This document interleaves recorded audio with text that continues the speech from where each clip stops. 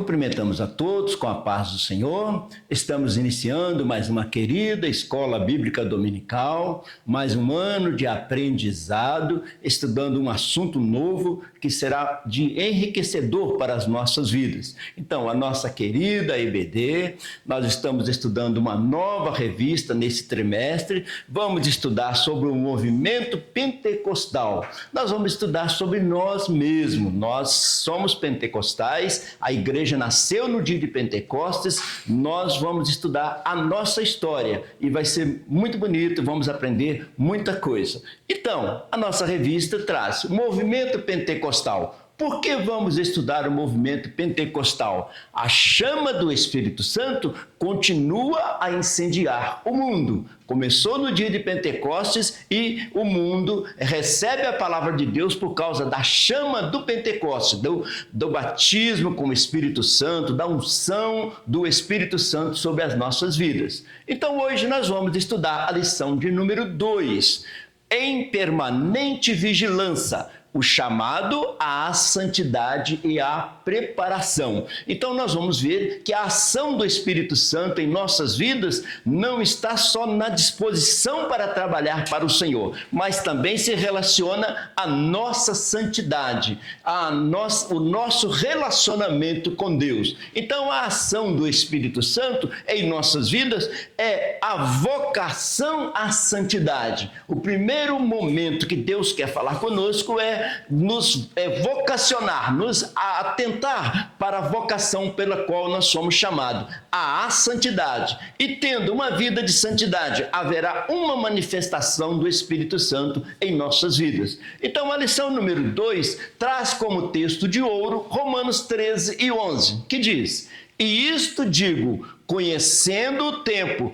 que já é hora de despertarmos do sono, porque a nossa salvação está agora mais perto de nós do que quando aceitamos a fé." Então, a palavra do Senhor fala que a vinda do Senhor é breve. E quanto cada dia mais passa, nós observamos que aproxima a vinda do Senhor. E como aguardar ao Senhor? Aguardar com a unção, com a sabedoria, com a santificação, com a chama viva em nosso coração, aguardando a vinda do Senhor. Então, para isso, é hora de despertarmos do sono. Já é hora de despertar do sono. Nós vamos estudar nesta lição, despertados para ter uma vida frutífera e também aguardando a vinda do Senhor a qualquer momento.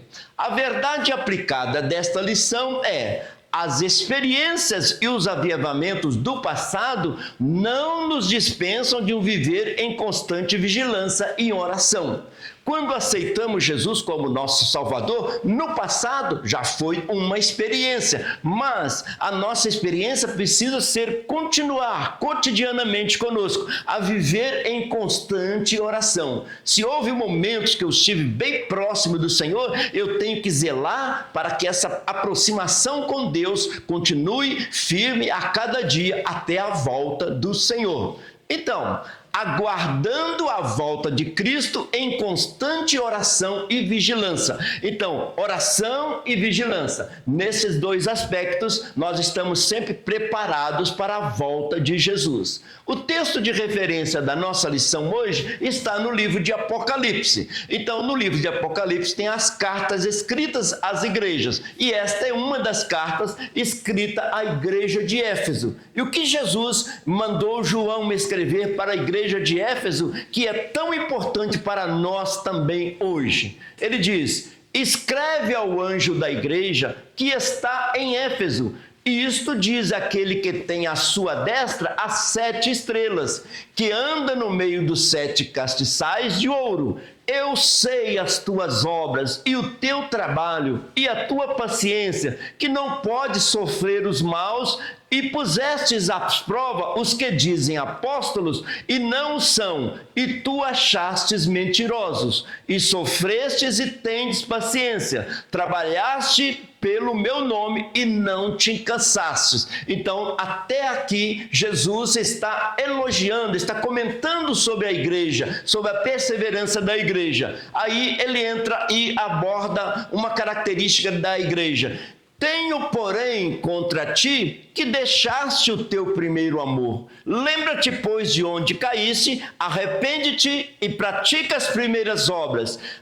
Obras quando não brevemente virei a ti e tirei do seu lugar o teu castiçal, se não te arrependeres. Em todas as cartas escritas 7 igrejas no Apocalipse, tem uma mensagem, Deus reconhece qual é a situação da igreja, o que está bem, o que não está bem, e uma instrução do Senhor para a igreja. A igreja de Éfeso era uma igreja firme, mas uma igreja que tinha deixado o primeiro amor. A igreja de Éfeso, a igreja que perdeu o primeiro amor. Então, como resolver o assunto de ter perdido o primeiro amor? Volta ao primeiro amor. É muito claro a mensagem do Senhor. Se este era o problema que a igreja estava passando, alguns tinham deixado o primeiro amor, volta ao primeiro amor. E nós vamos estudar muito o que é este primeiro amor. Então, o que é o primeiro amor citado na Bíblia? Que amor é este que é o primeiro amor? Então a própria palavra de Deus nos responde qual é este primeiro amor. Muitos nós acentuamos pensando que é só o dia que aceitou Jesus que é o primeiro, cronologicamente. Mas o primeiro amor é aquele que ocupa o primeiro lugar que deve ser dado a Deus. Veja o que diz as Escrituras.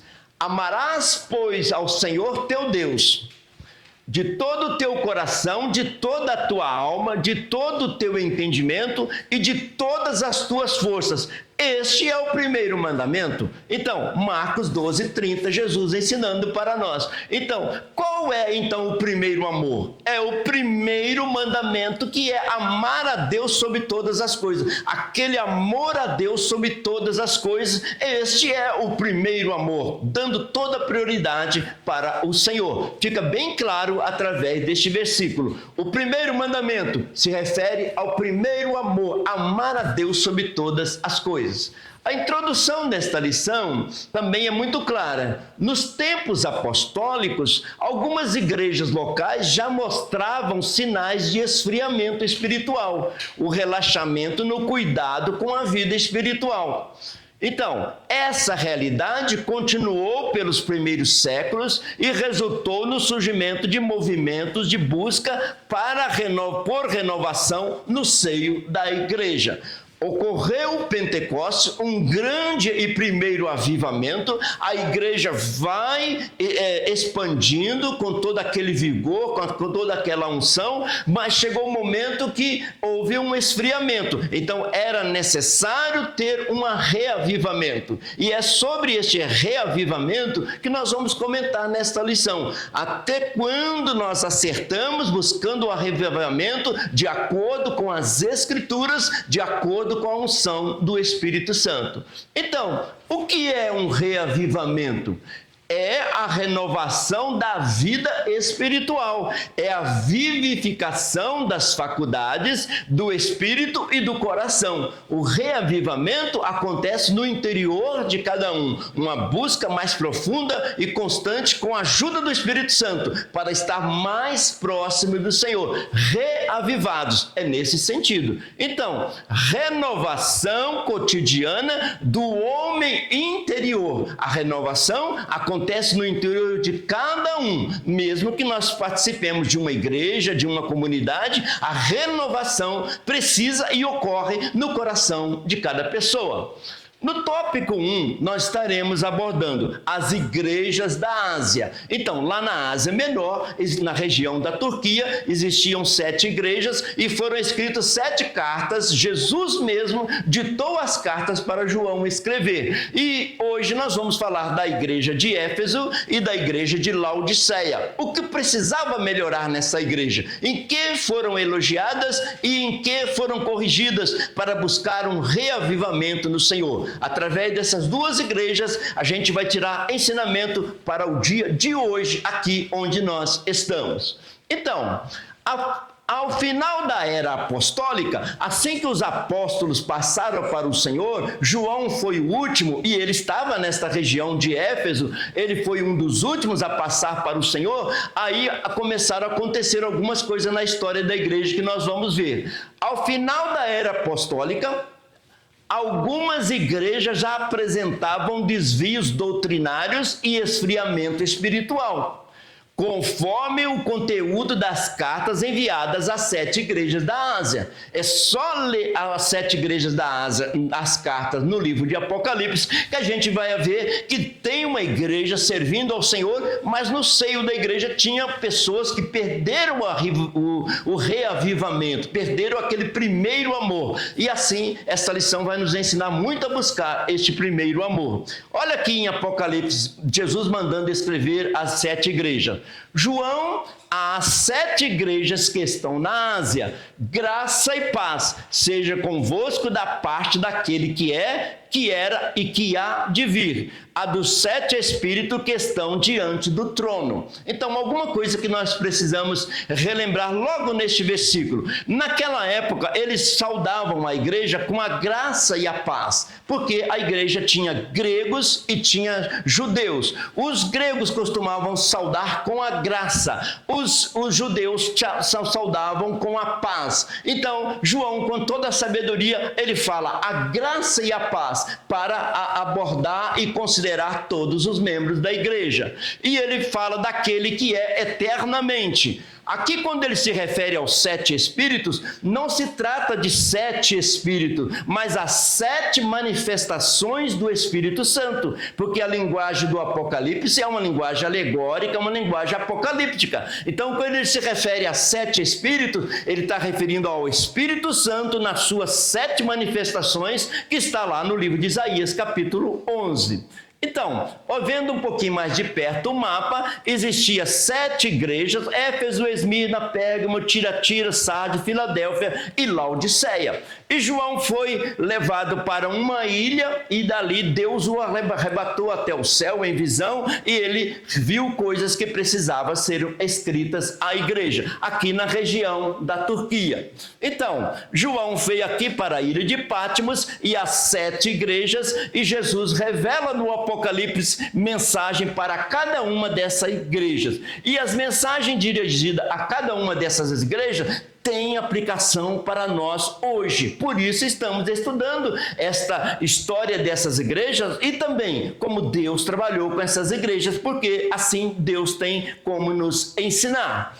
Então, o apóstolo João, exilado na ilha de Patmos, foi instruído pelo Senhor a escrever tais cartas, cujos conteúdos contêm. Olha o que tinha na carta de João para as igrejas: louvores, Deus elogiava, Jesus elogiava o certo que tinha na igreja, tinha admoestação, correção, tinha conselhos específicos para as comunidades cristãs naquela região. Então, cada igreja tinha algo a ser elogiado, ou não tinha elogio, mas tinha correção da parte do Senhor. Então, nós vamos ver nesta lição. Apocalipse 1:11 diz: o que dizia? O que vês, escreve num livro e envia-o às 7 igrejas que estão na Ásia: a Éfeso, Esmirna, Pérgamo, a Tiatira, a Sardes, a Filadélfia e a Laodiceia. Então, por que Deus mandou João escrever no livro? Não só para chegar àquelas comunidades, mas também para chegar até nós. Que se João não tivesse escrito essas cartas para as igrejas,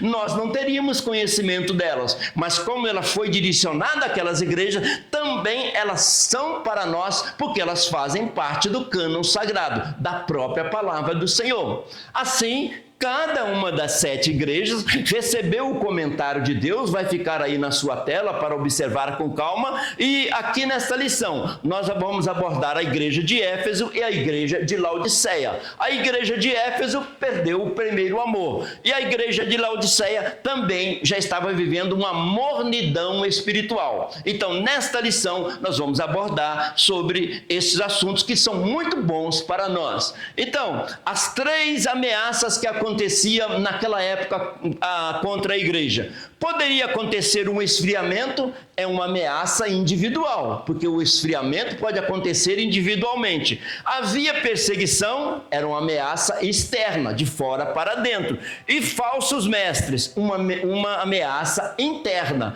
Então a igreja poderia estar sendo, a pessoa se esfriando, poderia ter perseguição externa e também falsos mestres, que é uma ameaça interna. A igreja está seguindo e alguém prega algo que não está condizente com a palavra do Senhor. Mas as igrejas foram muito bem instruídas e essas instruções servem para nós hoje. Então, tópico 1.1, a igreja de Éfeso. Vamos falar um pouquinho na igreja de Éfeso e tirar alguns ensinamentos. A igreja de Éfeso é enaltecida, é elogiada por seu trabalho e a sua paciência, refutando aqueles que se diziam apóstolos, mas na verdade eram mentirosos. Então, a igreja de Éfeso, ela é elogiada pelo seu trabalho, pela sua paciência, mas ao mesmo tempo, eles tinham que ver que tinha falsos apóstolos ali, depois da era apostólica. Começou a levantar pessoas que não estavam pregando a genuína palavra do Senhor.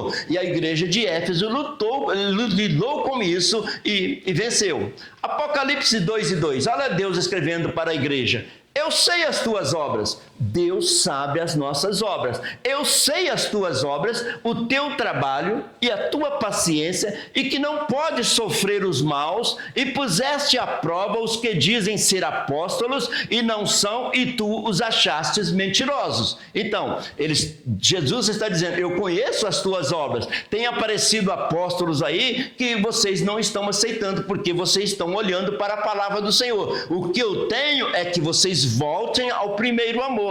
Uma das características marcantes da igreja de Éfeso era a intolerância à heresia. Então ela foi elogiada por isso. Não tolerava heresia, falsos apóstolos, apesar de que precisava de voltar ao primeiro amor. Olha que pensamento.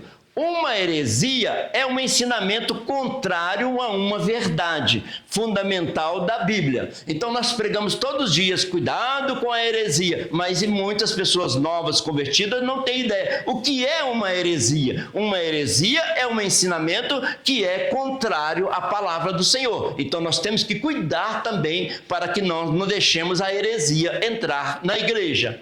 A igreja de Éfeso, assim conhecida, ainda existe, a arqueologia tem descoberto e muitas pessoas têm visitado a igreja de Éfeso assim. Éfeso era uma igreja, era uma metrópole, uma cidade muito grande ali, portuária. Então, a igreja de Éfeso tinha essa característica. Então, sobre a igreja de Éfeso, a doutrina e o amor pelo Senhor. Primeiro, a igreja de Éfeso era firme na doutrina, não aceitava ensinamento falso. O perigo de se perder o primeiro amor, mas perdeu aquele primeiro amor, o amor a Deus sobre todas as coisas.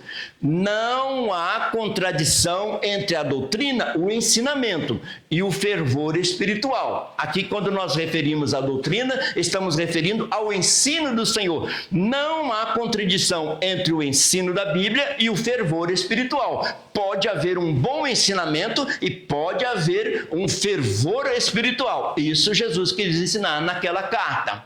Então, a igreja de Éfeso tornou-se uma igreja fria, indo à contramão dos ensinamentos dos apóstolos. Os apóstolos, eles eram pentecostais, avivados. A igreja de Éfeso já estava indo na contramão, esfriando este primeiro amor. Olha o que está em Apocalipse.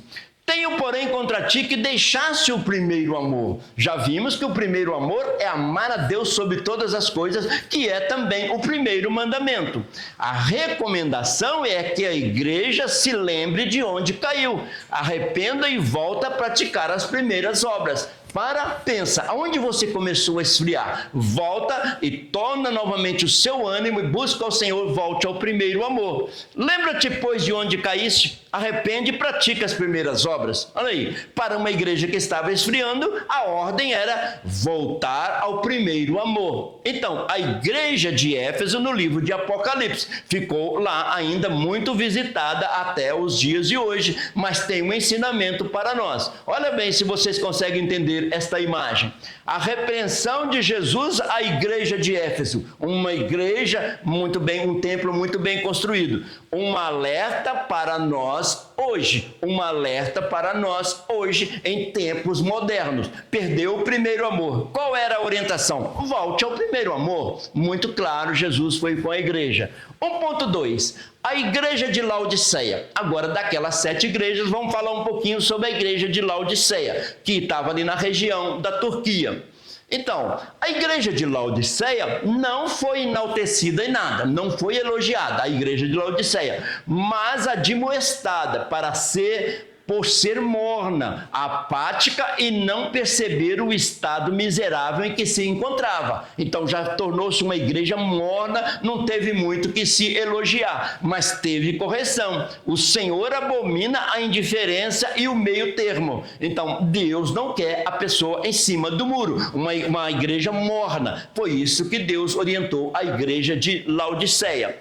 Assim, pois, que és morno, não és frio nem quente, vomitar-te-ei da minha boca. Então, Deus quer que a pessoa tenha uma posição definida. Uma água quente tem a sua função, uma água fria tem a sua função, mas uma água morna, como que Deus vai dizer, olha, eu não tenho prazer em ver uma igreja morna. Então, a igreja de Laodiceia ainda tem restantes da igreja de Laodiceia. Era uma cidade que vinha a água para a cidade, ela vinha encanada de longe, naqueles termos antigos, vinha uma água que vinha de longe para abastecer a cidade. Quando a água vinha de longe, ela saía de lá fria, mas chegava morna, não era quente e nem era fria. Aí Jesus aproveitou e usou o que eles conviviam. Olha, vocês não são frio nem quente e tem uma água morna, assim como a cidade tem uma água morna, vocês estão mornos espiritualmente. Então, ser frio ou quente em Apocalipse? Qual é a temperatura? Ser frio ou quente? Não é que Deus quer que nós sejamos frios, Ele quer que nós sejamos fervorosos, mas a igreja não pode ser morna, sem uma posição definida. E aqui não é que Deus está querendo ser crente, que nós sejamos frios, o que diz o livro de Apocalipse, porque Ele quer que nós tenhamos uma posição definida. Assim, por falta de compromisso com as coisas de Deus, os crentes de Laodiceia foram exortados a ser zelosos e arrepender-se. Seja zeloso, volta ao fervor espiritual. Olha o que está em Apocalipse, Deus escrevendo para Laodiceia. Eu repreendo e castigo todos quanto eu amo. Sê, pois, zeloso e arrepende-te. Olha, igreja de Laodiceia, vocês estão mornos espiritual, eu estou orientando para que vocês voltem ao avivamento. Tem tudo a ver com esse trimestre que nós estamos estudando. Então, Apocalipse falando para a igreja de Laodiceia, uma igreja morna, já estava na mornidão espiritual. O perigo da mornidão espiritual. A igreja de Laodiceia estava neste assunto aí. E Deus chamou a atenção para que todos voltassem ao avivamento. E o avivamento é muito individual. Por exemplo, vem essa pergunta que é muito boa para nós nesta manhã. Qual é a sua temperatura espiritual?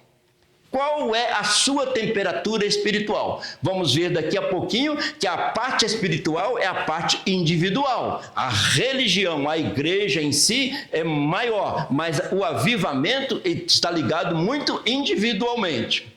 1.3, a permanente vigilância. Quem está sempre atento está olhando como está a sua temperatura espiritual e sempre buscando mais ao Senhor na leitura da Bíblia, nas orações, na permanência na igreja. Tudo isso ajuda o nosso aquecimento espiritual. Então, ainda no início da igreja, depois da era apostólica, muitos não expressavam mais o vigor de antes. O que estava acontecendo com a igreja depois que os apóstolos foram para o céu e agora a continuidade da igreja? Houve pessoas que ficaram esfriadas dentro da igreja e outros fervorosos. Olha aqui, a palavra de Deus era esquecida. A palavra de Deus era esquecida. A fé vem por ouvir e ouvir a palavra. O louvor se tornou morno. A adoração era sem vida. Olha, 3 objetivos, 3 atividades de uma igreja. Leitura da palavra, o louvor e a adoração. Então, precisa ser fervoroso, e Deus tem falado assim conosco. Louvor é cântico, adoração ao Senhor. A adoração é estilo de vida, a pessoa viver para adorar ao Senhor. Não está aqui duplicando o assunto, mas louvor, cântico, adoração. Adoração é estilo de vida. Então, a mensagem para nós: não se afaste de Deus, próximo de Deus, para estar sempre avivados. Quando a indiferença, a sonolência tomam conta da caminhada cristã, pode ser sinal de esfriamento espiritual, como aconteceu com as igrejas de Éfeso e Laodiceia, duas igrejas que nossa lição está fazendo referência nesse dia. Éfeso perdeu o primeiro amor, Laodiceia estava morna, e já tiramos os ensinamentos para nossas vidas. É um estado que deve ser revertido, precisa de mudar, alguma coisa precisa de mudar, com urgência, para evitar que esfriemos na fé.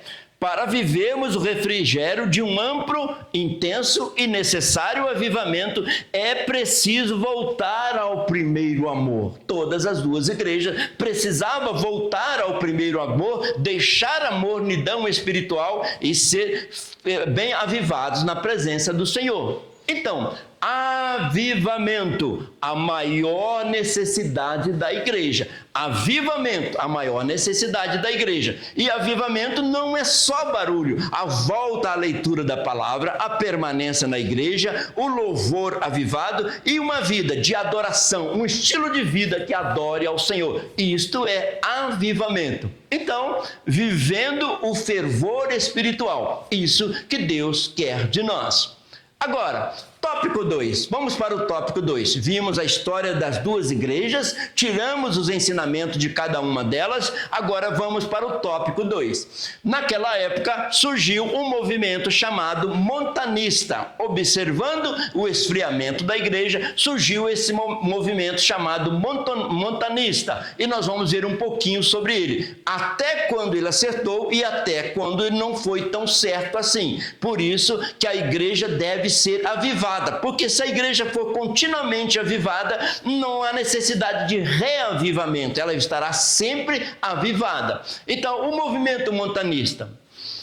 O movimento montanista surgiu na metade do século II em Ardabã, aldeia que ficava na fronteira entre as províncias romanas da Ásia Menor. Surgiu exatamente lá na Ásia, onde estão essas igrejas do Apocalipse. O movimento montanista queria reavivar. E vamos observar em que foi certo e em que foi não assim tão agradável ao Senhor.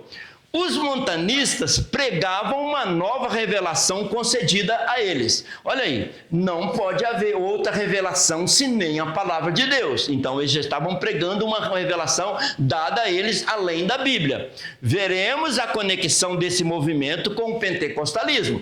Pentecostalismo é o avivamento baseado na palavra do Senhor, no dia de Pentecostes, quando o Espírito Santo nasceu a igreja e foi derramado. Então, é diferente de um outro movimento. Não pode haver movimento pentecostal se não estiver embasado na palavra do Senhor.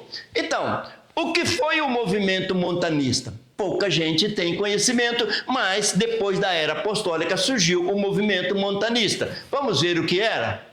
Então, o montanismo, o movimento montanista, movimento profético fundado no século II por Montano. Ele era o líder desse movimento, um sacerdote frígio que, dizendo transmitir a mensagem do Espírito Santo, anunciava para breve o fim do mundo. Todos nós pregamos sobre a vinda de Jesus, com base na palavra do Senhor, sem estabelecer datas, porque nós estamos aguardando a vinda do Senhor e Jesus diz que nós não sabemos a data, devemos estar avivados e preparados. Então, ele também transmitia a mensagem ali que deveria ser especificamente do Espírito Santo. Vamos caminhar para o tópico 2.1, que nós temos uma visão melhor. O propósito do movimento montanista. Qual era o propósito do movimento montanista?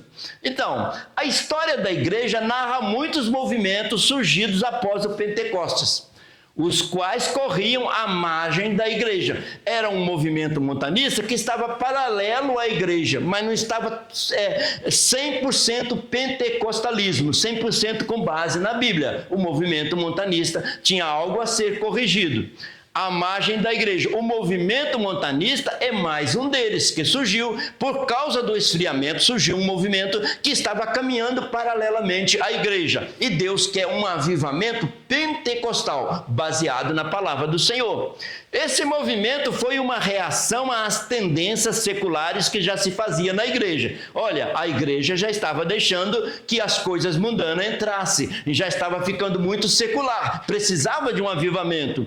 Era um protesto contra o crescente mundanismo que invadia a igreja local. A primeira intenção era buscar um avivamento. Agora, houve erros e acertos. O que Deus quer? Um avivamento pentecostal, um avivamento bíblico. Então, fica a mensagem para cada crente. Crente avivado, igreja avivada. O avivamento começa em cada um individualmente. Crente avivado, igreja avivada. Então, nós, cada um, temos uma responsabilidade de olhar a nossa temperatura espiritual, buscando, lendo, orando e louvando ao Senhor com sabedoria. Então, avivados pela Bíblia e pelo Espírito Santo. Ah, sim, esse é o avivamento que Deus quer, que ele seja com base na palavra e pelo Espírito Santo, sem deixar acréscimos nenhum e nem caminhar paralelo à igreja, mas caminhar no centro da igreja, rumo a Jesus Cristo. Assim, o movimento atingiu proporções consideráveis, atraindo muitos, então cresceu, o movimento montanista cresceu. Podemos perceber que a igreja sempre enfrentou essa tendência ao esfriamento, tanto espiritual, quanto em relação à expectativa sobre a vinda de Jesus Cristo. Quais eram os dois aspectos que eles abordavam?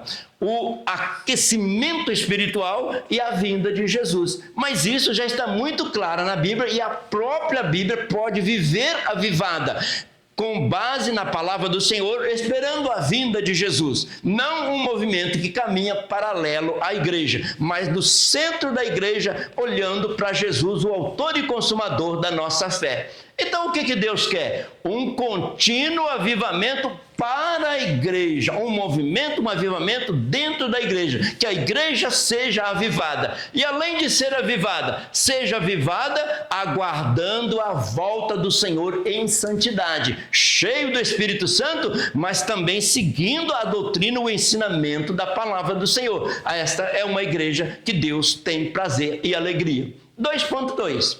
Os excessos do movimento montanista. Então, quais foram os excessos que foram acrescidos? Precisamos estar sempre ligados na palavra do Senhor. O movimento montanista possuía uma tentativa de resgatar a manifestação dos dons espirituais. Então, eles perceberam que a igreja estava um pouco apática, morna, perdeu o primeiro amor. Eles voltavam a falar sobre os dons espirituais. Mas nós já temos nas Escrituras os ensinamentos para manter em ação os dons espirituais e o avivamento que iniciou-se no dia de Pentecostes, o pentecostalismo. Mas, eles queriam o avivamento, mas Montano alegava que as declarações proféticas estavam no mesmo nível da autoridade das Escrituras. Olha aí, aonde foi o exagero? A pessoa se posicionou dizendo: as revelações que eu tenho estão no nível da Bíblia, mas nós sabemos que todos os cristãos no mundo todo têm a Bíblia como uma infalível, imutável palavra do Senhor, eterna. Ela tem toda a autoridade. Nós usamos a palavra e pregamos a palavra e ouvimos a palavra, mas a Bíblia é a maior autoridade de Deus aqui para nós. Montano se colocou como um paracleto, por meio de quem o Espírito Santo falava à igreja do mesmo modo que falara aos apóstolos. Uma pausa para nós meditarmos um pouquinho. A igreja primitiva, depois que Jesus subiu ao céu, seguia a doutrina dos apóstolos, porque não havia escrito nenhum ainda. Ainda não tinha algo escrito. Quem estava com a doutrina que Jesus ensinou? Os apóstolos. Então, os apóstolos, a Bíblia diz que nós seguiríamos a doutrina dos apóstolos. Mas, depois que foi escrito alguma coisa, depois que nós temos a Bíblia Sagrada, o cânon sagrado, sagrado, nós não podemos que nenhuma pessoa levanta com a mesma autoridade da Bíblia. A Bíblia é a palavra do Senhor, imutável, infalível e eterna, que está à nossa disposição.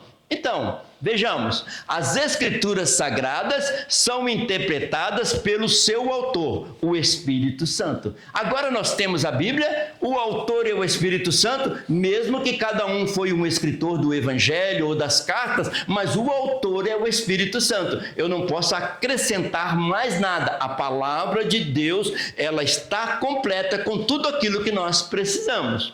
Assim, tudo que precisamos saber para caminharmos com Deus está nas Escrituras Sagradas. Eu não posso acrescentar mais nada de revelação, mas as Escrituras têm toda a autoridade no meio da igreja. Quando a igreja entrou naquela parte de mornidão, surgiram pessoas com vontade de fazer o avivamento, mas surgiram acréscimos que não estavam ali de acordo com a palavra do Senhor. Sempre a Bíblia é a nossa regra de fé. O autor do Espírito Santo, que está sempre também revelando e avivando a igreja. O Montano rejeitava o crescente confiança nos escritos apostólicos e na autoridade especial dos bispos. Então, o Montano se colocou numa autoridade grande que, comparando as revelações que ele tinha de acordo com a Bíblia. Mas já tinha a Bíblia agora escrita. O Evangelho de Marcos, ali pelo ano 30, já existia algo escrito e a igreja precisava de seguir a palavra de Deus.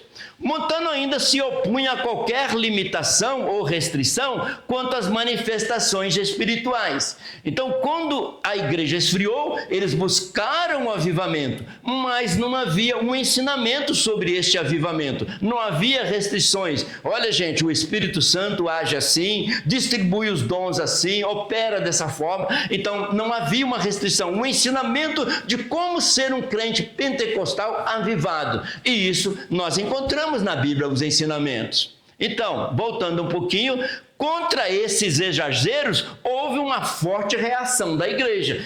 Quem estava na igreja seguindo a palavra do Senhor, olha, ele observou, está havendo exageros. O nosso avivamento tem que ser bíblico, pelo Espírito Santo, de acordo com as Escrituras. Então, qual era a doutrina dos apóstolos? No início, a igreja seguia a doutrina dos apóstolos. A doutrina dos apóstolos era a doutrina de Jesus, que Jesus passou para eles. Ainda não tinha escrito. Quando começaram os escritos, aí já seguia a palavra do Senhor. Então, houve um período que os apóstolos estavam mencionando e pregando a doutrina dada por Jesus Cristo. Olha o que diz a Bíblia lá em Atos 2, aí no início da igreja. E perseveravam na doutrina dos apóstolos. Não era doutrina de homens, era doutrina daqueles que conviveram com Jesus e que ainda não tinham escritos, mas daqui a pouquinho já apareceram os escritos. E na comunhão, no partir do pão e nas orações.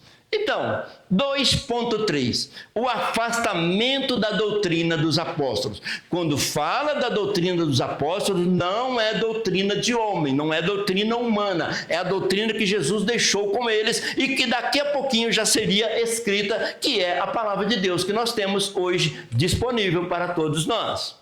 Então, ao longo dos anos, a igreja foi ficando mais dependente da gestão humana do que da ação do Espírito Santo. Então, se tem pouca ação do Espírito Santo, pouca leitura da palavra do Senhor, a igreja acaba tendo uma gestão humana. Agora, se tem dependência de Deus, se tem estudo da palavra de Deus, se tem avivamento, a igreja segue a doutrina do Senhor deixada para nós.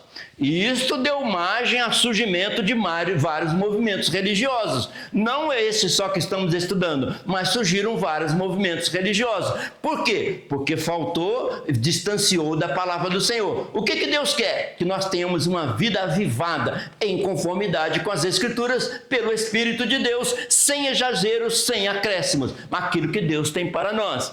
Esses movimentos ansiavam por um retorno da igreja à doutrina dos tempos apostólicos.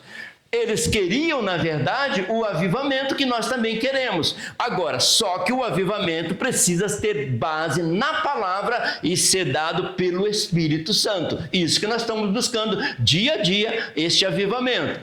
Assim, a doutrina de Jesus e a doutrina dos apóstolos. Não há contradição entre a doutrina de Jesus e a dos apóstolos, porque Jesus ensinou e ensinou mais de 3 anos para os apóstolos. Agora eles sabiam a doutrina de Jesus. Aí, quando escreveram, nós temos a palavra do Senhor. Mesmo antes de ter a Bíblia, os apóstolos já tinham um livro chamado Didaquê, antes de começar os livros sagrados a ser escritos. Como que eles iam dirigir a igreja? Como que ia fazer o batismo? Como que ia fazer Santa Ceia? Como que nós íamos buscar ao Senhor? Ainda não tinha o Novo Testamento. Então eles escreveram um manual chamado Didaquê, a instrução dos 12 apóstolos no século I, que não era um livro canônico, mas era uma instrução. Daqui a pouco começou Marcos escrevendo o primeiro evangelho, com os outros evangelhos, começaram as cartas de Paulo e outras cartas. Aí no ano 313 já tinha o Novo Testamento preparado para a igreja. Então, refletir acerca desses momentos na história da igreja nos leva a compreender a necessidade de um autoexame contínuo. Então, se observamos que houve muitos avivamentos no passado, nós temos que fazer hoje um autoexame. Será que esse avivamento que eu estou buscando está em conformidade com as Escrituras? Está dentro da palavra de Deus? O Espírito Santo não está vendo exagero? Eu estou sendo equilibrado? Eu preciso hoje ter um contínuo autoexame, cada cristão. Um autoexame com a indispensável ação do Espírito Santo à luz das Escrituras. Gente, coisa maravilhosa, o Espírito Santo traz o avivamento. Que avivamento? O avivamento que tem base nas Escrituras. Quando surgiu a igreja reformada, o tema principal da igreja era esse: somente pelas Escrituras, sola Escritura, somente pelas Escrituras. O avivamento veio pelas Escrituras. E a igreja tem os seus 5 pilares que nos chama muita atenção. Quais são os pilares da igreja reformada? A igreja reformada é uma igreja avivada, é um avivamento. E quais são os pilares da igreja avivada, da igreja evangélica? A igreja evangélica tem 5 pilares. Primeiro, somente a Bíblia é a palavra de Deus, sem acréscimos. Somente a Bíblia é a palavra de Deus. Segundo, somente a graça perdoa pecado. Todos nós somos salvos pela graça, não pelas obras. Somente a fé leva à salvação. Crê no Senhor Jesus e será salvo tu e a tua casa. Somente Cristo é o Salvador. Não tem outro intermediário. Somente Cristo é o nosso Salvador. E, resumindo, o que a igreja tem que viver hoje? Toda a glória somente a Deus, toda a glória somente a Deus. Estes são os 5 pilares da igreja e nós devemos pensar neles cotidianamente para ver se nós estamos dentro dos pilares da igreja que foi tirado das Escrituras Sagradas. Então, agora vamos para o tópico 3 e tirar alguns ensinamentos para nós. Lições e alertas dos primeiros séculos. Estamos estudando um movimento que surgiu para tirar ensinamento para nossas vidas. Estudamos a igreja de Éfeso, que tinha perdido o primeiro amor. Estudamos a igreja de Laodiceia, que estava morna. E observando tudo isso, nós vamos buscar algumas lições para nós aplicarmos hoje no nosso dia a dia. Vamos aprender alguma coisa e buscar um avivamento genuíno, puro, um avivamento bíblico, um avivamento dado pelo Espírito Santo. Então, a partir dos relatos bíblicos, olha aí, a partir dos relatos bíblicos e históricos, é possível extrair lições e alertas para uma jornada cristã, seguindo sempre no poder do Espírito Santo e na orientação da palavra de Deus. Olha aí, vem um ensinamento para nós. Na nossa jornada cristã, podemos ter um avivamento de acordo com a palavra pelo Espírito Santo. Porque a gente olhou que até na Bíblia houve esfriamento. Está ali a carta de Éfeso, a igreja de Laodiceia também, morna. E na história, depois do período bíblico, também houve avivamentos. Podemos analisar e buscar ao Senhor e buscar um verdadeiro avivamento baseado na palavra do Senhor. Então, voltando isso, é preciso evitar que o comodismo e o esfriamento e a indiferença que nos impeçam de servir a Deus de forma agradável, com reverência e piedade. O que leva ao esfriamento de uma igreja? O comodismo. O comodismo. A isso vão surgindo muitos movimentos. Mas se a igreja não deixar o comodismo tomar conta, a igreja vai estar sempre avivada de acordo com a palavra do Senhor. O comodismo tem atrapalhado muito. E como surge o comodismo? Causas do comodismo. O que surge o comodismo? Egoísmo. A pessoa se sente grande demais que não precisa buscar o avivamento. Se sente muito autoconfiante, o egoísmo. E o outro, todo mundo conhece, a preguiça. Então, ou a pessoa se sente grande demais, ou é acomodado, preguiçoso, a ponto de não buscar um avivamento para a sua vida, para que a igreja mantenha sempre avivada, sem necessidade de surgir movimentos paralelos. A igreja avivada na presença do Senhor. Então, saia do comodismo, sim? Por quê? Porque o comodismo ele pode surgir pelo egoísmo ou pela preguiça. Então, qual é a mensagem de Deus? Saia do comodismo. Veja o que está atrapalhando para que o avivamento não esteja constante na sua vida. E se sair do comodismo, vai viver um avivamento real, original.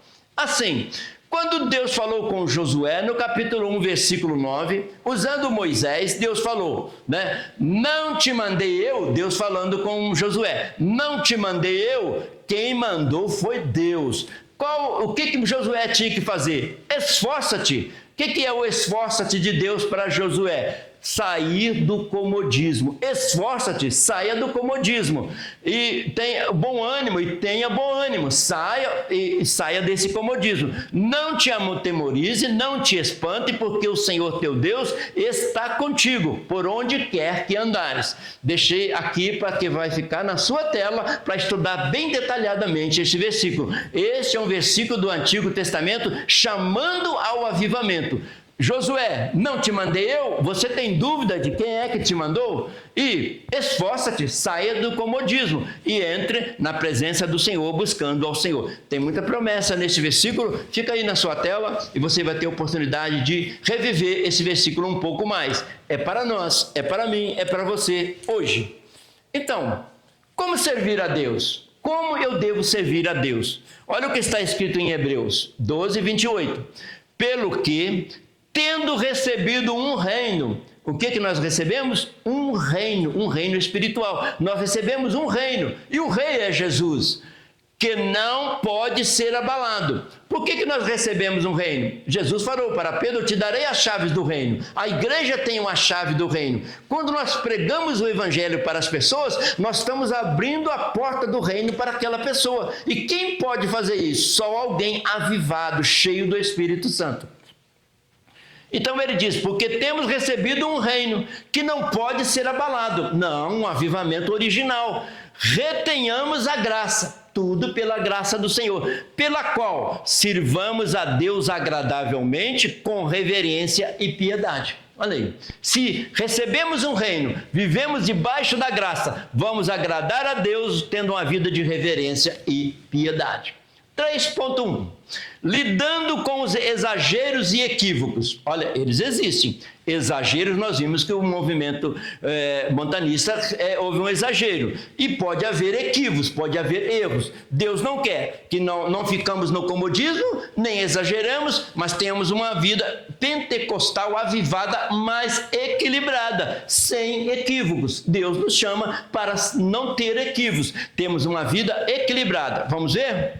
Então, é preciso prudência para lidar com os exageros e equívocos que venham a surgir na igreja. Nós queremos ser avivados, mas avivados conforme as Escrituras, uma igreja pentecostal. Por isso, esse trimestre vamos estudar sobre o pentecostalismo, o que é viver um pentecostalismo original. Assim, para isso, é bom refletir como Paulo lidou com a questão do uso dos dons espirituais na igreja de Corinto. Olha aí, agora já vai aparecer a igreja de Corinto, que foi depois evangelizada e fundada por Paulo. Mas lá também estava havendo exageros, estava havendo equívocos, e nós temos ensinamentos para nós ali.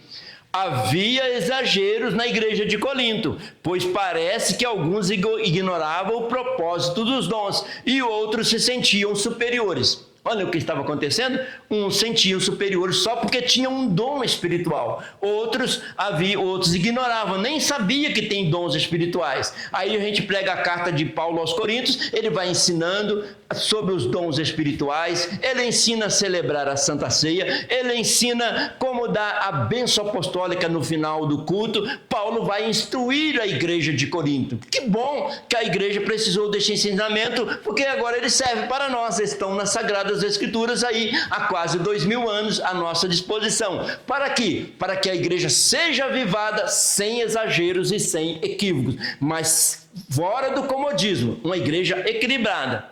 Então, o que acontece sobre o equilíbrio? O exagero destrói a virtude. Deus quer nós sejamos avivados? Quer. Deus quer derramar do seu Espírito sobre a nossa vida? Quer. Deus quer uma igreja viva, atuante, esperando a volta de Jesus? Quer. Mas não podemos exagerar, porque aí nós destruímos a virtude. Tudo com equilíbrio. E também, o equilíbrio é a base da paz espiritual. Então, se um culto é avivado, equilibrado, vai sentir-se em paz. E isso Paulo ensinou para a igreja de Corinto e está ensinando para nós hoje. O que precisa haver? Um equilíbrio. O que precisa haver? Um equilíbrio. Buscando o avivamento, não caindo no comodismo e nem caindo nos exageros. Nem caindo no comodismo, nem nos exageros. É preciso o equilíbrio para que a igreja viva em paz espiritualmente. Então, espiritualidade e a busca pelo equilíbrio. Olha, isso é que nós estamos meditando hoje. Eu acho que essa frase já é o resumo desta lição de hoje. Espiritualidade, avivado, com os dons espirituais, mas dentro de um equilíbrio de acordo com as Escrituras Sagradas. Então, espiritualidade e a busca pelo equilíbrio. Paulo escreveu à igreja de Corinto, instruindo a respeito. Olha o que Paulo instruiu a igreja. Primeiro, da unidade do corpo de Cristo. Se os dons espirituais estão se manifestando na igreja, Deus deu dom para um, Deus deu dom para o outro, mas tem que haver uma unidade. Esses dons espirituais precisam ser usados para a edificação da igreja e para a unidade da igreja, não para afastar a pessoa da igreja, mas para que haja unidade no corpo de Cristo. Da responsabilidade de cada membro. Isso aí, cada um de nós somos responsáveis pela igreja. A igreja somos nós. A igreja somos nós. O avivamento, ele é espiritual, é individual. A igreja, ela comporta a religião para que nós sejamos avivados. Dos propósitos dos dons, por que Deus deu um dom para uma pessoa? Como ele está sendo usado esses dons? Paulo ensinou tudo isso. Da necessidade da ordem e da decência, ele diz, os dons estão aí à sua disposição, mas faça tudo com ordem e decência. Haja edificação, todos saem da igreja felizes e alimentados com a palavra de Deus. Mas depois que ele ensinou tudo isso, ele concluiu, do caminho ainda mais excelente, o amor. Aí ele conclui, todos esses dons são muito bons para a igreja, mas o mais excelente é o amor. Então, isso significa que houve. Olha o que aconteceu nessa carta de Paulo para os Coríntios. Houve instrução, a igreja de Corinto precisava de ser ensinada. Houve correção daquilo que estava sendo exagerado. Houve um esclarecimento, tinha gente que não sabia que existia dons à disposição, mas sem extinguir, desprezar ou proibir a manifestação dos dons espirituais. Então, Paulo não queria que aquela chama viva fosse extinguida ali da igreja, mas que ela estivesse continuamente avivada, mas com sabedoria, com esclarecimento, com conhecimento. A igreja foi instruída e edificada com aquela carta, e nós também hoje somos instruídos da mesma forma. Então, igreja, a unidade dos membros em um só corpo. Cada um tem um dom, cada um tem uma função, e nós vamos ver sobre ele agora. Cada um tem um dom, cada um tem uma função, mas tudo em torno da unidade. Assim, Paulo abordou sobre os dons espirituais. Ele não foi contra, ele não queria que proibisse os dons. Existem os dons de serviço, ministério, exortação. Exortação significa animar, tá? Contribuição, presidir, misericórdia. Existem dons. E existem os espirituais, falado lá na carta de Paulo aos Coríntios. A palavra de sabedoria, a pessoa que prega numa revelação de Deus. A palavra da ciência, a pessoa que recebe mensagem de Deus. A fé, não a fé salvadora, mas uma fé para fazer maravilhas no nome do Senhor, curas, e isso tudo haveria, operações de maravilhas, profecia, discernimento de espírito. Olha aqui, poderia haver profecia? Sim, a pessoa falava em nome de Deus, mas também tinha o discernimento do espírito, que analisava se aquela profecia vinha de Deus. Então, Deus deu tudo completo para a igreja. E variedade de línguas, isso. Se a pessoa está falando em língua, está falando com Deus, está avivado. Se ele está entregando uma mensagem para a igreja em línguas estranhas, tem alguém que tem o dom de interpretação de língua e passa para a igreja. Então, Deus deu tudo organizado para nossas vidas. E vem as lideranças, apóstolos, profetas, evangelistas, pastores e doutores. Então, cada um na sua missão. Se é ensino, se é presidir, tudo dedicado a Deus. Deus queria uma igreja organizada e avivada. Olha aqui, significados importantes. Deus quer para a igreja ordem. O que é ordem? Organização. Tudo organizado, tudo com sabedoria. E o culto? O que é um culto? Ato de adoração, reverência. Portanto, ordem no culto cristão significa. O que significa uma ordem no culto? Significa realizar uma ação organizada de reverência e adoração ao Senhor. Não extingais ao Espírito, deixe o Espírito ser derramado na igreja, dê oportunidade ao Espírito Santo, que ele tem dons para derramar sobre a igreja, ele tem dons para repartir com a igreja, deixa o Espírito Santo operar, busque o Espírito Santo, mas tudo de forma organizada e decente. Então, de todos esses dons que Paulo relacionou, o caminho mais excelente é o amor. O caminho mais excelente é o amor. Se o amor estiver ocupando o primeiro lugar, que é o primeiro mandamento, isso Deus vai trabalhar de uma maneira muito maravilhosa na igreja. Agora alguns versículos para a gente refletir. Paulo escreveu aos Coríntios: examinai-vos a vós mesmos. Olha, examinai-vos a vós mesmos, se permaneceis na fé. Provai a vós mesmos, ou não sabeis quanto a vós mesmo que Jesus Cristo está em vós, se não é que já estáis reprovados? Então ele chamou a atenção da igreja, Cristo está em você, você tem base na Bíblia para servir a Deus de uma maneira avivada, mas correta. Olha o que ele escreveu para a igreja de Éfeso: e não vos embriagueis com vinho em que há contenda, mas enchei-vos do Espírito. Vai orar, buscar ao Senhor e encher do Espírito Santo. Então Paulo não foi contra manifestações do Espírito Santo, só corrigiu os equívocos.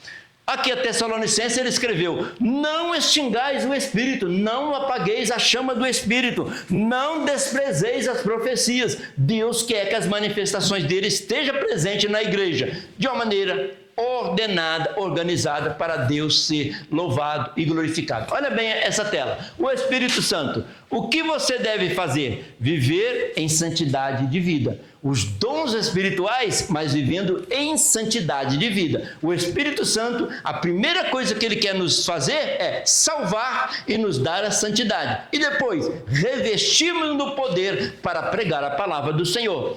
E não entristeçais o Espírito Santo, não deixe o Espírito Santo triste. Se viverem uma vida de santidade, o Espírito Santo fica alegre. Não entristeçais o Espírito Santo de Deus, no qual fostes selados para o dia da redenção. Não extingais o Espírito. Aqui ele está falando da volta de Jesus. Olha aí, não extingais o Espírito. Viva em santidade até a volta do Senhor. Isso Deus tem falado conosco. Resumindo, não apagueis o Espírito Santo. A igreja é pentecostal, nós somos pentecostais, sem exageros, sem equívocos, seguindo a palavra do Senhor, na unção do Espírito de Deus. 3.2, o contínuo autoexame. Se precisa ter um contínuo avivamento, precisa ter um contínuo autoexame. Eu devo estar sempre fazendo um autoexame, vivendo num contínuo avivamento. Então, podemos extrair algumas lições a carta às igrejas de Éfeso e Laodiceia. Lembra que estudamos no tópico 1 a igreja de Laodiceia e a igreja de Éfeso. Éfeso perdeu o primeiro amor. Laodiceia era uma igreja morna e tem muito ensinamento para nós ali. O que Deus ensinou para eles tem ensinamento para nós também. Primeiro ensinamento que nós tiramos dessas duas igrejas. Como ocorreu com Israel no período do Antigo Testamento, olha, a história de Israel lá no Antigo Testamento. Israel, mesmo quando caminhava no deserto, já era chamado de congregação. O povo era uma congregação. A mesma palavra eclésia que é usada hoje para a igreja. Era um povo que Deus estava direcionando para a terra prometida, assim como está direcionando hoje a igreja para a terra prometida. Então nós temos muita coisa para aprender com eles. Não é suficiente manter as atividades religiosas. Eles estavam cumprindo toda a religiosidade, mas faltava espiritualidade. Se o estado espiritual do povo é de indiferença, formalismo vazio, uma conduta incoerente com o padrão bíblico. Olha aí, Deus nos quer avivados, mas num padrão bíblico. Isso que Deus quer nos ensinar. Olha, ele diz, o povo de Israel já estava fazendo tudo mecanicamente, mas Deus quer um avivamento genuíno, puro. Então, entenda a diferença entre religiosidade e espiritualidade. Vamos ver se entendemos? Entenda a diferença entre religiosidade e espiritualidade.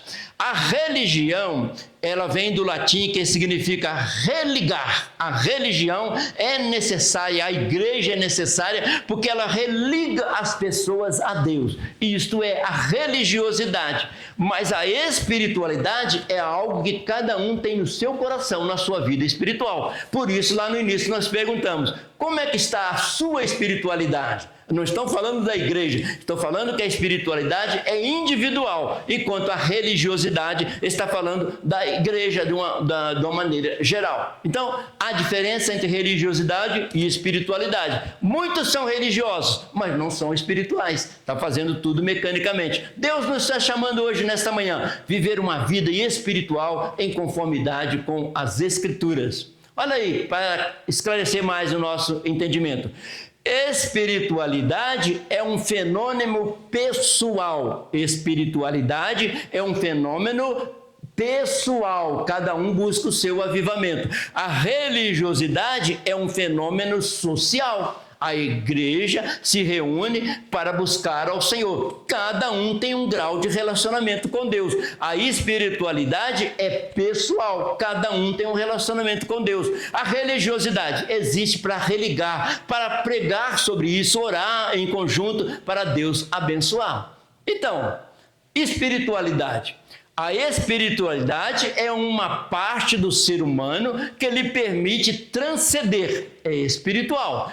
Ir além do mundo concreto e material e do seu limite cotidiano. Aí entra no domínio da fé, aí espiritualidade. Receber o batismo com o Espírito Santo, dons espirituais, revelações, entra no domínio da fé. As religiões nos ajudam a desenvolver a nossa espiritualidade. Então, Deus quer as duas coisas. A religiosidade, as religiões, as igrejas, nos ajuda a desenvolver a nossa espiritualidade. Mas a espiritualidade é individual. A igreja, a religião existe para ajudar a pessoa a desenvolver a sua espiritualidade.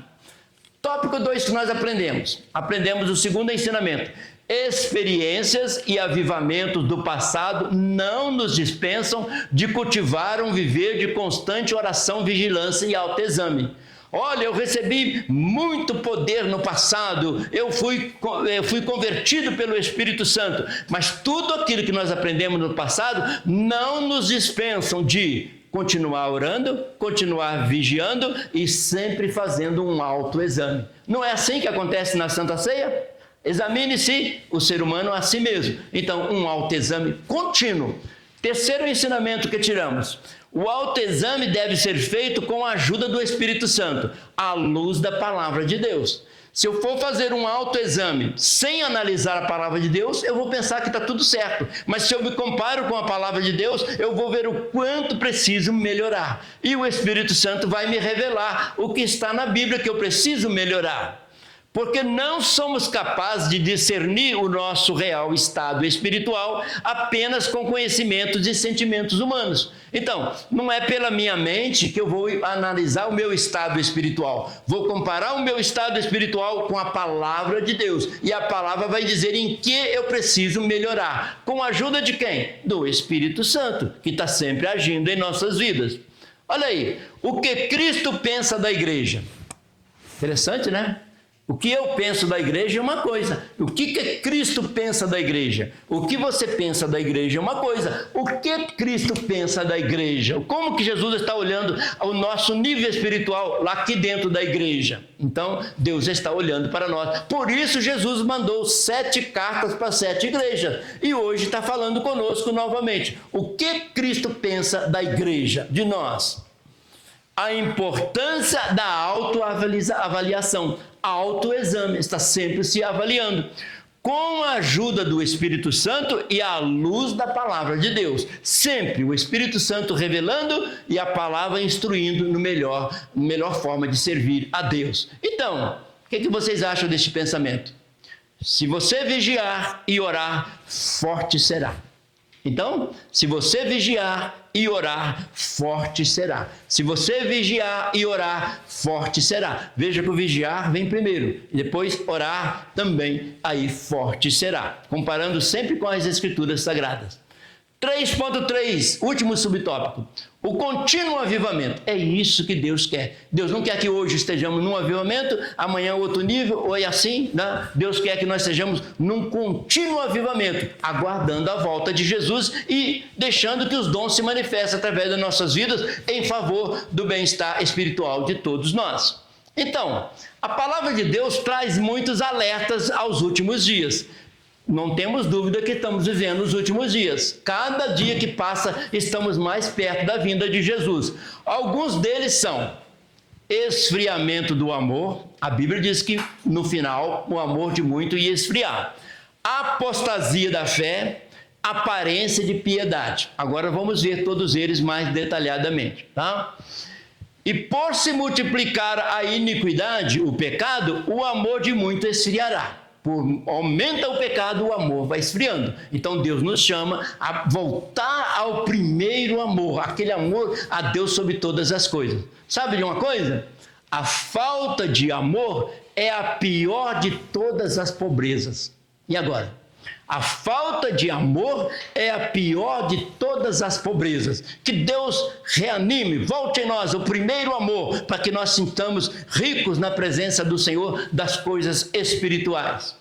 E ali a Bíblia nós estudamos que não podemos apostatar da fé, não pode haver apostasia. Muita gente não sabe o que é apostasia. Apostasia é negar, abandonar a fé que mantinha anteriormente. Quando alguém apostatou da fé, é porque ele deixou de seguir o que ele aprendeu na palavra do Senhor. É abandonar a fé na palavra de Deus. Isso é uma apostasia. Deus diz que no fim dos tempos haveria isso, mas nós temos o Espírito e a palavra e a igreja para nos orientar todos os dias. Olha o que Paulo escreveu para Timóteo. Tendo a aparência de piedade, ele falou que no final dos tempos ia acontecer isso. Tendo a aparência de piedade, mas negando a eficácia dela. Olha, se tenho a aparência de piedade, tenho que viver isso na prática, ver Deus operando na prática. Então, é fundamental que a igreja não se distraia como o crescimento numérico, as grandes realizações e o reconhecimento político e social. Então, nós temos que atentar para o crescimento espiritual e o crescimento numérico, deixando de perceber as sutis ataques e investidas do inimigo e do mundo. Então, a igreja tem 2 inimigos, o inimigo, o próprio diabo e o mundo. Então, a igreja tem que atentar para isso e buscando o avivamento, superando em nome de Jesus. Então, crescimento quantitativo e qualitativo da igreja. Então, a igreja está crescendo em quantidade, glória a Deus, aleluia, isso que nós queremos, que muitas pessoas sejam salvas. Agora, estamos crescendo em qualidade também, estamos buscando, de uma forma madura, a presença do Senhor, o crescimento qualitativo e quantitativo da igreja, fica para nós pensarmos, tá bom? crescimento saudável. Se cresce em ambos os sentidos, é um crescimento saudável. Quantidade e qualidade. Qualidade e quantidade. É possível aliar as duas coisas? É possível? Lógico que é. A palavra nos ensina, o Espírito Santo opera maravilha, então nós podemos crescer em quantidade e qualidade. Isso que Deus quer que nós vivamos. Uma igreja que cresça em qualidade e em quantidade. Assim, a igreja que nasceu como fruto do derramamento do Espírito e da exposição das Escrituras, perseverava na doutrina dos apóstolos. A igreja nasceu no Espírito, no derramamento do Espírito, mas, no entanto, tinha a doutrina dos apóstolos, que é a própria doutrina de Jesus.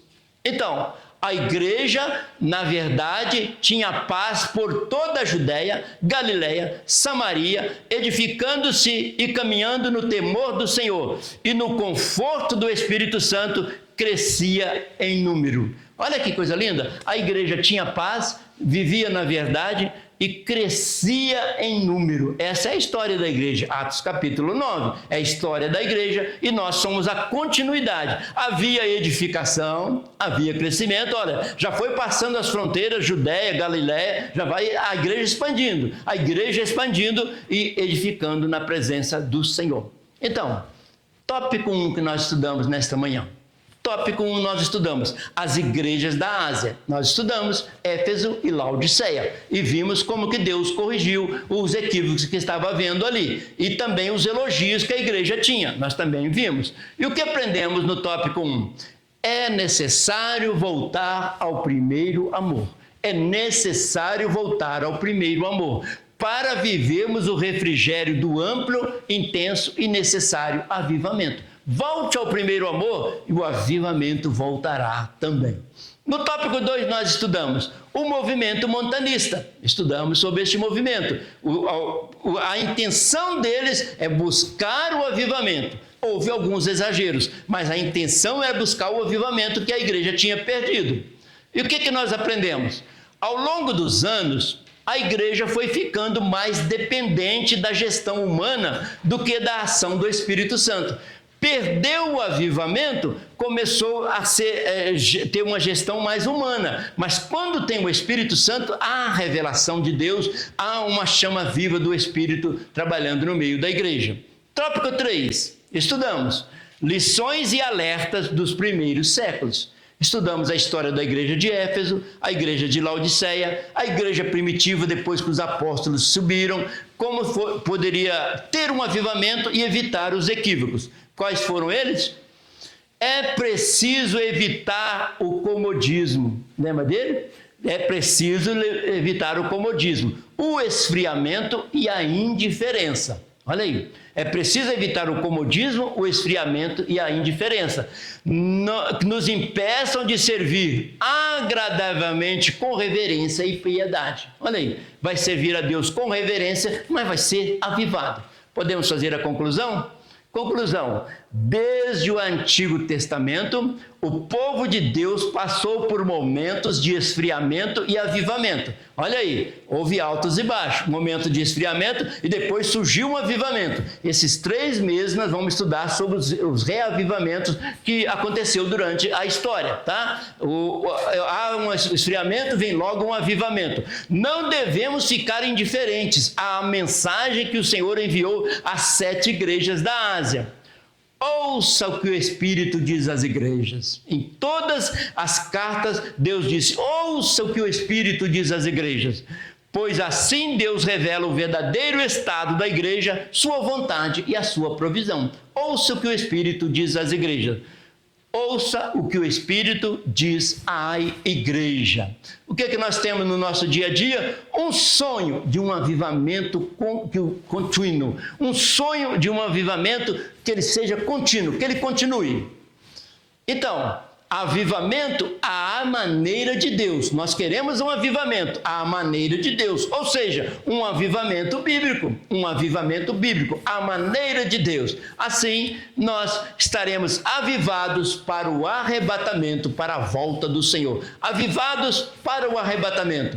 Em nome de Jesus, nós agradecemos e louvamos ao Senhor. Deus te abençoe. em nome de Jesus.